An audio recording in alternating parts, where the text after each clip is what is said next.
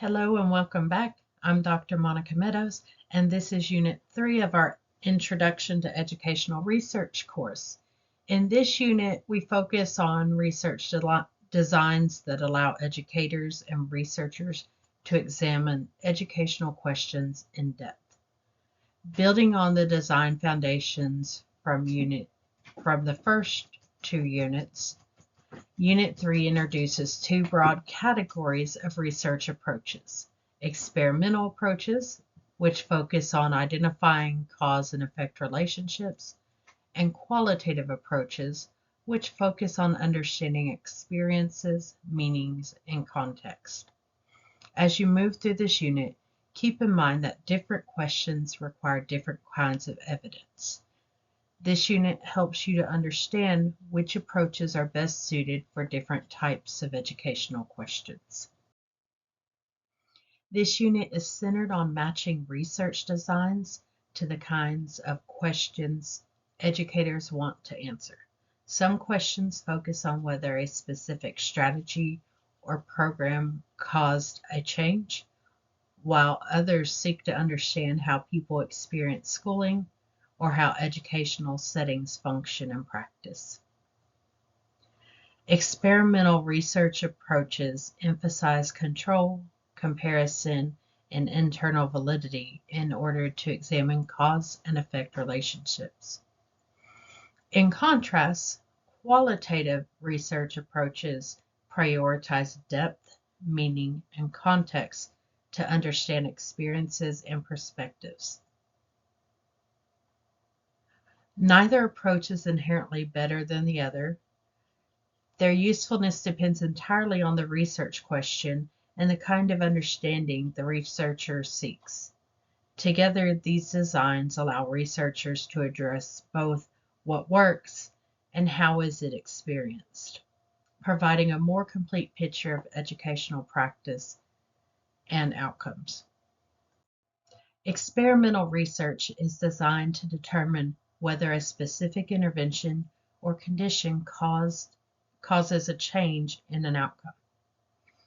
In these studies, researchers manipulate an independent variable and observe the effect on a dependent variable.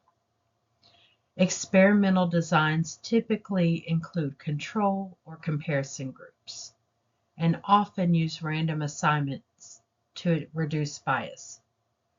Because of these features, experimental research emphasizes internal validity, which is the confidence that observed changes are due to the intervention itself. From a practitioner's perspective, experimental research is especially valuable when educators need strong evidence that a program, strategy, or intervention directly produces an effect. It provides the strongest support for causal claims by providing control and careful design.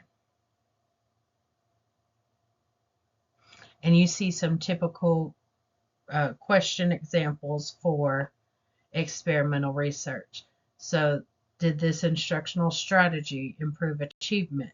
Does this program cause changes in behavior?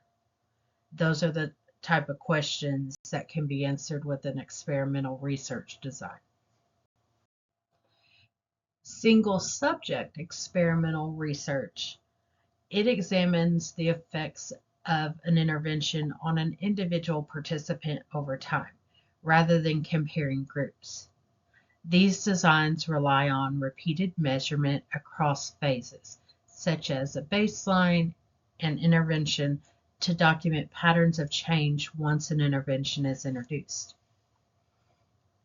From a practitioner's perspective, single subject designs are especially useful in classroom, special education, and behavioral intervention contexts, where individual progress is often the primary focus.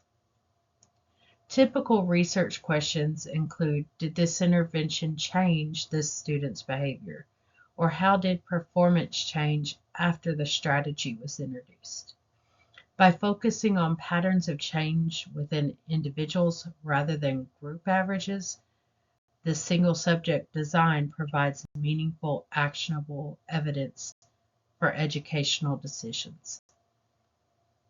So that brings us to narrative research. Narrative research is a qualitative approach that seeks to understand educational experiences through stories and personal accounts. Researchers typically collect narratives through interviews, written reflections, journals, or autobiographical materials. Rather than measuring outcomes, the goal of narrative research is to understand how individuals make sense of their experiences over time. This approach emphasizes voice, perspective, and meaning, centering around individuals' lived experiences. So from a practitioner's perspective, narrative research provides valuable insight into identity development, motivation, and personal growth, dimensions of learning that are often missed by quantitative measures alone. Narrative research is well suited for questions like, how do teachers describe their early career experiences? Or how do students make sense of major educational transitions? These questions focus on meaning rather than measurement. Narrative research values participants' voice and recognizes that experiences are shaped by context, history, and personal perspectives.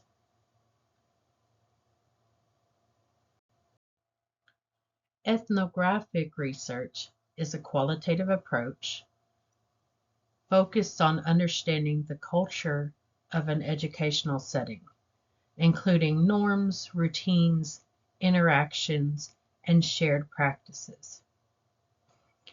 Researchers immerse themselves in this setting for extended periods of time to examine how a group functions as a cultural system. Data collection commonly includes observations, interviews, and artifacts, allowing researchers to capture both visible behaviors and underlying meanings. The emphasis is on understanding shared meanings in group behavior, rather than individual outcomes. From a practitioner's perspective, ethnographic research is especially valuable when educators want to understand how classrooms, schools, or programs operate beyond surface level descriptions, revealing the cultural forces that shape teaching and learning. Case study research examines a specific case, such as a classroom, school, or program. It's especially useful for exploring complex educational situations.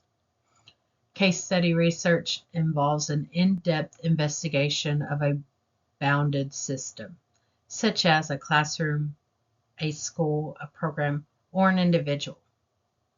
Case studies may use qualitative data, quantitative data, or a combination of both, depending on the research purpose. The defining feature of case study research is the emphasis on complexity and context. Rather than isolating variables, case studies examine how multiple factors interact within a specific setting that is bounded by time, place, or participants. From a participant's perspective, case studies are especially valuable for examining real-world educational settings where conditions cannot be tightly controlled. They're well suited for looking at questions such as, how was this program implemented in one school? Or what factors influenced outcomes in a specific classroom? These questions focus on understanding how and why something unfolds in a particular context, rather than making broader generalizations across settings. This table summarizes key similarities and differences across the Unit 3 research approaches. Each design supports different research purposes and involves important trade-offs. Rather than viewing these approaches in isolation, it's important to compare how each contributes a different kind of evidence. Experimental research asks, what caused change? Single subject designs ask, how did individuals respond over time?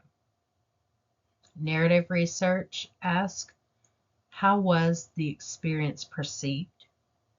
Ethnographic research asks, how does context shape behavior and practice? Case study research asks, how do multiple factors interact within one setting? No single approach is best. The research question determines the design. Experimental approaches are strongest when the goal is to establish cause and effect relationships.